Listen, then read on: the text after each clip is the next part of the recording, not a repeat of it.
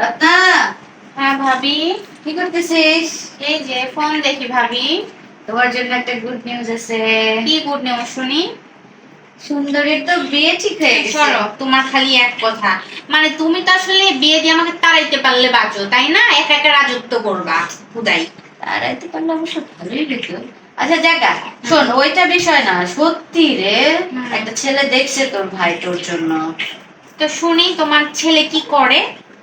ছেলে হচ্ছে, সে মনে হয় ব্যবসা ট্যাবসা করে, ওই মোবাইলের ব্যবসা কি ট্যাবসা। ভাবি, তুমি পাগল হইছো না ভাইয়া পাগল হইছে? আমি ওইটাই ছেলের বিয়ে করব, তোমার তাই মনে হয়? ওরে বাপরে, তাহলে তুমি কি টাইপ ছেলে বিয়ে করবা? আচ্ছা ভাবি, তাহলে বলি শোনো না। বলো। আমার না খুব পছন্দ, জানো, এই বাংলাদেশের ছেলে যারা দুবাইয়ে থাকে না ভাবি, ওই ছেলেগুলোকে আমার খুব পছন্দ, জানো, কারণ ওরা দেশের জন্য কত কিছু করে দেখো।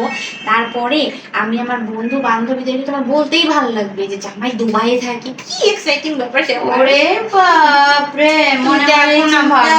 হ্যাঁ, দুবাই প্রবাসী ছেলে বিয়ে করবা? পছন্দ ভাবি। ওরে বাপরে, যাক ঠিক আছে তাহলে।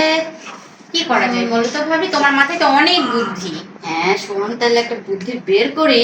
হুম তুই এক কাজ কর, ফেসবুক আছে না তোর? হুম তাহলে সারাদিন তো মোবাইলেই থাকিস, এবার একটা কাজের কাজ কর।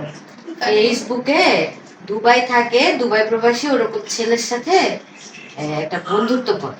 বন্ধুত্ব করে সুন্দর প্রেম প্রেম কর। এরপরে আমরা বাংলাদেশের পরিবারের সাথে যে কথা টথা বলে বিয়ে ঠিক করলাম, এই হচ্ছে বুদ্ধি। বুদ্ধিটা ভালো না?